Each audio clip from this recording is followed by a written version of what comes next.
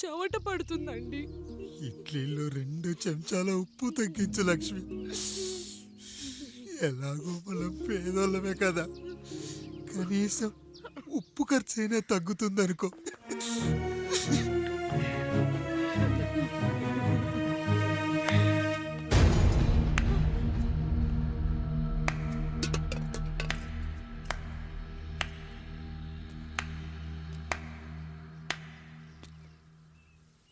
పప్పు రుబ్బుతున్నావా పెదరాయుడు? ఎవడికైనా చేసిన పాపం పండుతుంది అంటారు. నీకు మాత్రం అదిగో అలా పిండయింది. అరే రే రే రే రే, చేతి నిండా భార్యలు, ఇంటి నిండా బంధువులు, బీరువా నిండా డబ్బులు, ఊరి నిండా జనాలు. ఏరి ఎక్కడ? ఇంటర్వెల్ ముందు ఇంటర్ చదివే కుర్రాడు ఏదో ఆవేశంగా డైలాగులు చెప్పాడు, సెకండ్ హాఫ్ కు మర్చిపోతాడు అనుకున్నావు కదూ? మర్చిపోవడానికి నువ్వు నాకు ఇచ్చింది అప్పు కాదు, ద్రోహం.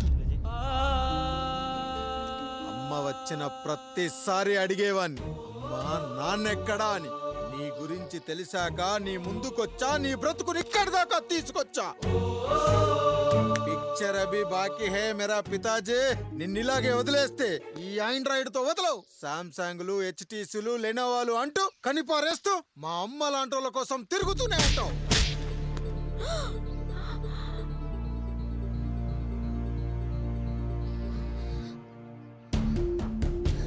అమ్మా అమ్మా, ఛీ, నన్నలా పిలవకురా. ఎవరిని పట్టుకొని ఎన్ని మాటలు అంటున్నావురా? రాయికి వరమిచ్చిన రాముడు దేవుడైతే, ద్రౌపదికి చీరిచ్చిన కృష్ణుడు దేవుడైతే, నాకు బిడ్డనిచ్చిన ఆయన కూడా దేవుడేరా. ఏంటి, ఇలానే వదిలేస్తే బిడ్డల్ని కంటూ వెళ్తాడా? అసలు ఆయన కంటూ సొంతంగా ఒక్క బిడ్డ కూడా లేడు.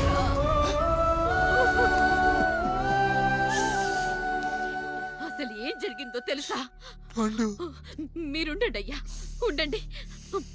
మొదటి భార్యని చేసుకున్నాక పిల్లలు పుట్టలేదని రెండో పెళ్లి చేసుకున్నారు. ఆవిడకి పుట్టలేదు. మూడోసారైనా తగులుతుందనుకున్నాం, తనకే పుట్టలేదు. పిల్లల కోసం పెళ్ళాలని మార్చాడే కాని వాళ్ళని వదిలేయలేదురా. అదిరా మా పెద్దయ్య మనసు. ఆయన దగ్గర బాణం ఉంది కానీ లేదురా, అసలు నీ తండ్రి ఎవరో నీకు తెలుసా? తెలుసా? ఇదిగో ఈ కాముడేరా నీ తండ్రి. గేదె నల్లగా ఉన్నంత మాత్రాన పాలు తెల్లగా ఎలా ఉన్నాయనే కదరా నీ ప్రశ్న.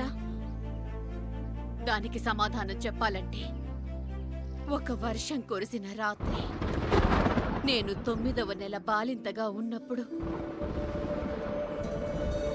పండు పండు, ఇదిగో. ఏమిటండి ఇది? నిద్రలేస్తే నేను, బయటకెళ్తే గంటోడు, పక్కకెళ్తే పాలేరు, ఎప్పుడూ తిరిగే తాయారు. రోజు మమ్మల్ని చూసి చూసి బిడ్డ కూడా జిడ్డు మొహం వేసుకుని పుడతాడేమో అని భయంగా ఉంది. కడుపులో ఉన్నప్పుడు మనం ఎవరి మొహాలైతే చూస్తామో అచ్చం వారి పోలికలతోనే పుడతారంటారు.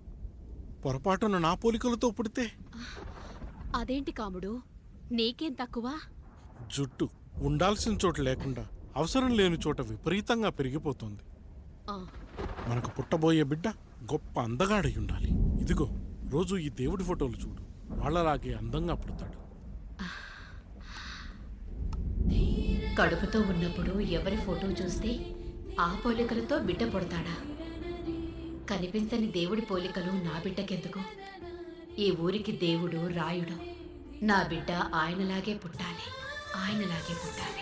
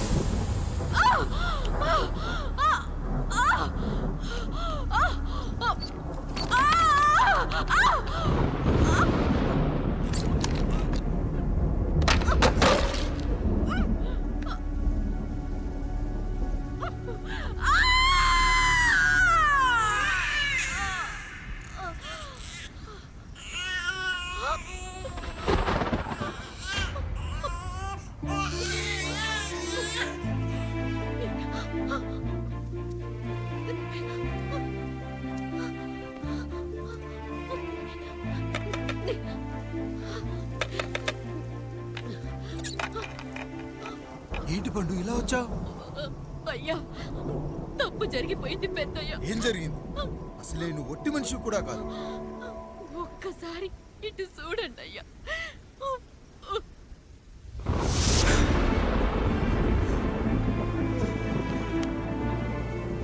వీడేంటి అచ్చం నాలా ఉన్నాడు? అసలేంటి, ఎందుకు ఇలా జరిగింది?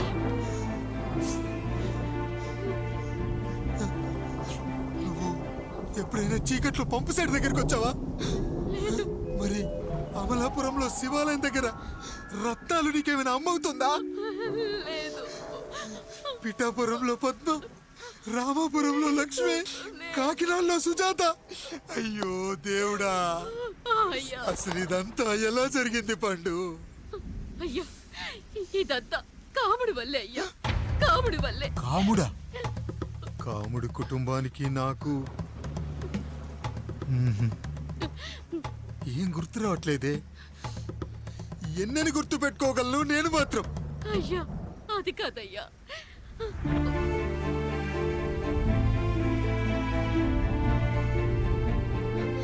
అలా రోజు మీ ఫోటో చూసి చూసి అచ్చం మీలాగే పుట్టాడు. అయ్యో, నా పోలికతో బిడ్డ కావాలనుకోవడం ఏంటి పండు? నువ్విలా చేయడం ఏంటి పండు? పోలికల కోసం ఫోటోలు ఎందుకు చూసావు పండు? అందుకే కదయ్యా ముందు ఆ డైలాగ్ చెప్పాను, తప్పు జరిగిందని. ఇప్పుడు ఏం చెయ్యాలయ్యా? స్వచ్ఛమైన మన ప్రేమను ఈ పాడులోకం అర్థం చేసుకోదు. కనీసం మీ ఇద్దరి జీవితం బాగున్నా ఆనందపడేవాని. వీణ్ణి ఇక్కడ ఉంచొద్దు పండు, బయటికి పంపించు. బయటికి పంపించి బాగా చదివించు, గొప్పవాణ్ణి చెయ్యి. వీడికి అయ్యే ఖర్చంతా నేనే భరిస్తా. అవసరమైతే ఆ డబ్బు కాముడి జీతంలో కట్ చేద్దాం. అయ్యా, వెళ్లే ముందు వీడికొక పేరు పెట్టండి అయ్యా. వీడు ఇంకో రాయుడు, అంటే ఇంగ్లీష్ లో అండ్ రాయుడు, అండ్ రాయుడు.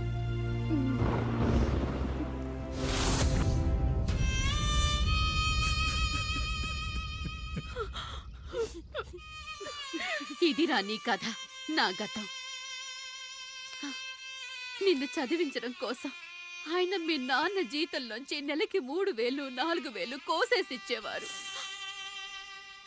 అప్పుడు ఆయన పడిన బాధ పగవాడు కూడా పడకూడదు. చూసావారా, దేవుడు లాంటి పెద్దయ్యని అనవసరంగా అనుమానించు ఎంత పెద్ద తప్పు చేశావో అర్థమైందా? ఒకడు నిమ్మకాయ పెట్టి పసుపు వేసి ఉప్పు కలిపి పులిహోర చేయొచ్చు, కానీ ఆ పులిహోర ఎప్పటికీ దేవుడి ప్రసాదం. నువ్వు ఆ దేవుడి ప్రసాదం, ఇక ఆయనే మీ నాన్న. చూసావా అమ్మా, ఈ రోజు నుంచి నాకు 3 అమ్మలు, 2 నాన్నలు. నీకు మాత్రం ఒక్కడే భర్త, నాన్నకు మాత్రం ఒక్కటే భార్య. మా నాయనే. అయ్యా, బిడ్డను ఒక్కసారి ఎత్తుకొని తిప్పండి అయ్యా. బాబు, నాన్నా,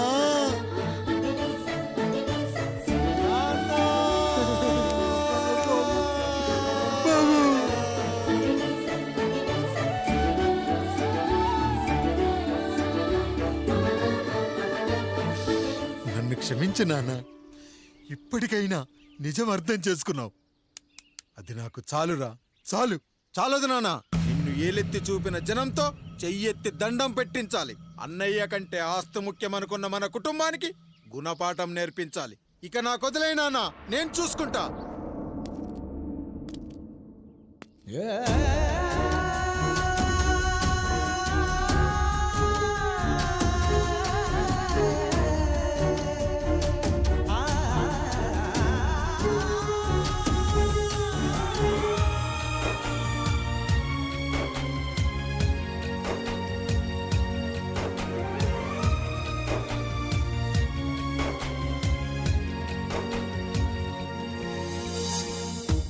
మనసుకే తగిలిన గాయం తుడిచేది ఇంకెవరు?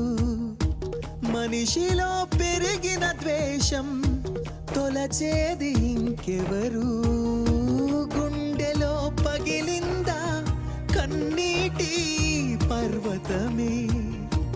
ఓదార్పు కరువయ్యే బంధాల సంద్రములో జాలి లేదు,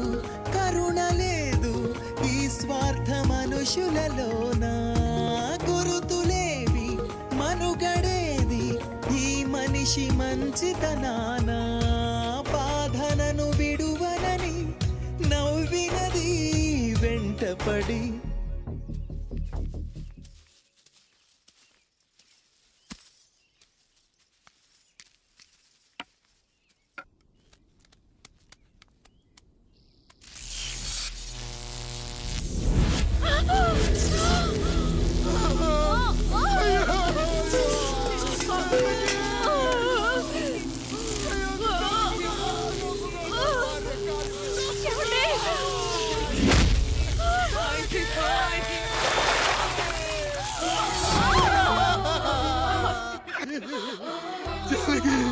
అయ్యో అయ్యో చచ్చిపోతున్నావా? ఎందుకు ఇలా జరుగుతుందండి? ఏమండి? నీ మనసులో మాట నాకు తెలియదా? నేను చచ్చిపోతున్నాను, మీరు ఇంకో పెళ్లి చేసుకోండి అని అంటావు కదా. అది కాదండి. అయ్యో మరి ఏంటి జానకి? హాస్పిటల్కి తీసుకెళ్ళండి. హాస్పిటల్.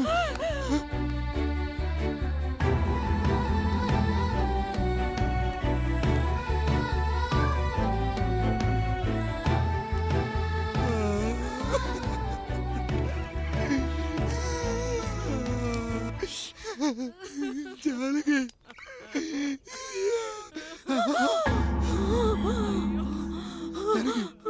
ఏమండి? నేను వెళ్ళిపోతున్నాను. నా కోసం చివరిగా ఒక పాట పాడండి.